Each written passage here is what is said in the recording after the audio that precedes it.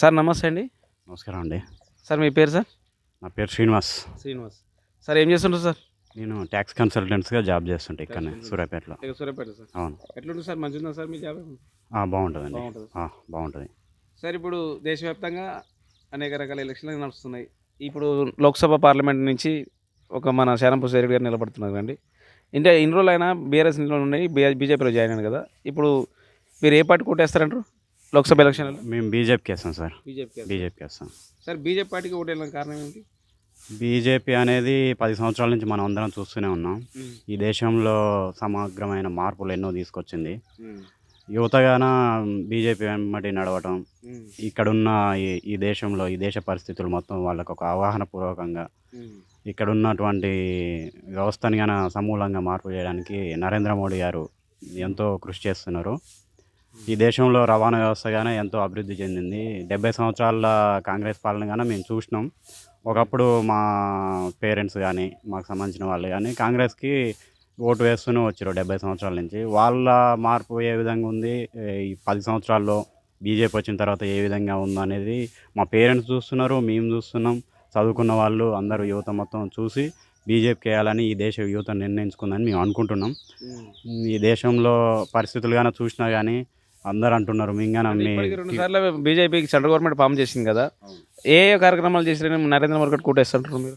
వాస్తవంగా మనం national highways ఒకసారి మీరు చూసుకోవచ్చు. మనం అప్పుడున్న 70 సంవత్సరాల కాలంలో ఎన్ని నేషనల్ హైవేస్ వచ్చినాయి, హ్మ్. ఇప్పుడు నేషనల్ హైవేస్ ఎన్ని వచ్చాయని చెప్పేసి మనకు తెలుసు. అప్పుడు 70 సంవత్సరాల నుంచి 10% చేస్తే దాదాపు ఇంకో 70%, 70% వరకు ఈ 10 సంవత్సరాల కాలంలో వాళ్ళు తీసుకొచ్చారు. చాలా బాగున్నాయి. హ్మ్. ఈ దేశంలో రామ మందిర నిర్మాణం అనేది చాలా ఎఫెక్ట్ అసలుకి ఈ దేశంలో. అంటే ఇప్పుడు నల్గొండ పార్లమెంట్ నియోజకవర్గం నుంచి అభ్యర్థిగా ఏ పార్టీ గెలవబోతుందంటారు?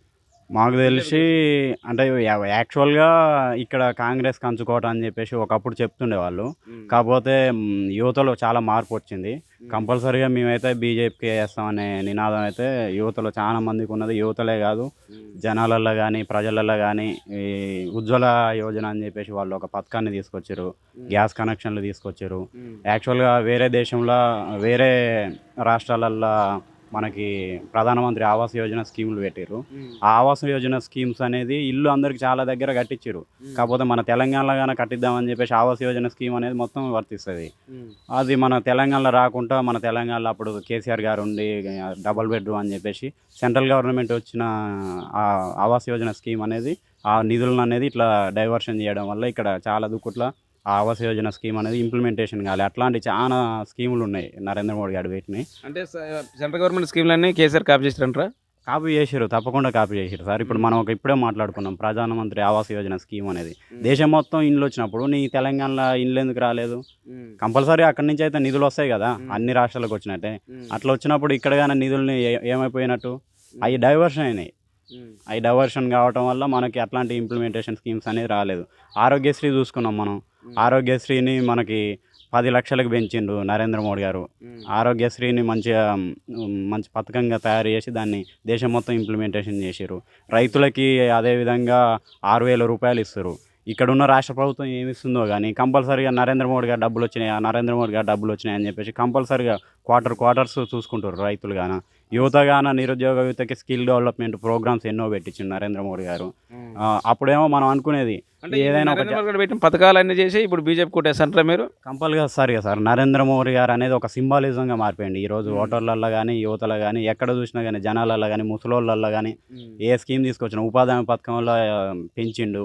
హ్మ్. మనకి అప్పుడు కాంగ్రెస్ గవర్నమెంట్ ఉన్నప్పుడు రైతులకి వరి ధాన్యాలకి మద్దతు ధర ఏ విధంగా ఉండేది? ఇప్పుడు మద్దతు ధర ఏ విధంగా ఉండేది? చూసుకుంటున్నాం మనం. హ్మ్. 2200 వరకి వరికి పెంచిండు. ఇంకా పెంచుతా అంటున్నారు. హ్మ్. అట్లాంటి డెవలప్‌మెంట్ ప్రోగ్రామ్స్ అయినా సమగ్రంగా ఉన్నాయి. ఉచితాలైతే వాళ్ళెక్కడ ప్రకటించట్లే. ఉచితాలు లేవు. ఏదున్నా అభివృద్ధి వైపే మా ప్రయాణం అని చెప్పేసి వాళ్ళ నినాదం ఉంది.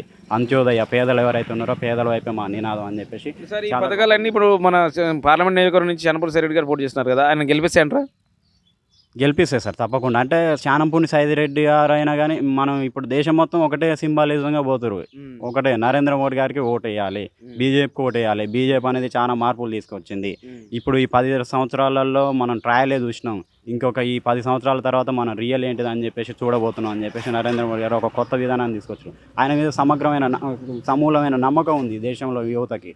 వాళ్ళు ఎందుకంటే ఎట్లాంటివి తీసుకొచ్చినా కానీ పెద్ద పెద్ద కాంట్రవర్సీ ఇష్యూస్ని కానీ వాళ్ళు సింపుల్గా ఇక్కడ జమ్మూ కాశ్మీర్ ఇష్యూ కావచ్చు, తీసుకొస్తే 370 ఆర్టికల్ కావచ్చు, ట్రిపుల్ తలాక్ విధానం కావచ్చు, 400 సంవత్సరాల కేసు అది పెండింగ్ ఉన్నటువంటి రామాలయం కేసు కావచ్చు, ఏదైనా కానీ ఎంతో కష్టపడ్డారు కాంగ్రెస్ వాళ్ళు. ఇట్లాంటివి చేయాలంటే భయపడిపోయారు. కాకపోతే వాళ్ళు అట్లా కాదు కదా, పెద్ద పెద్ద ఈ ప్రపంచం మొత్తం ఆశ్చర్యపరిచే విధంగా ఇట్లాంటి కొన్ని ఇంప్లిమెంటేషన్ అనేది కంపల్సరీగా వాళ్ళ మీద నమ్మకం ఉంది. మాకు కంపల్సరీగా నమ్మకం ఉంది. మేమైతే వారికే ఓటేస్తాం.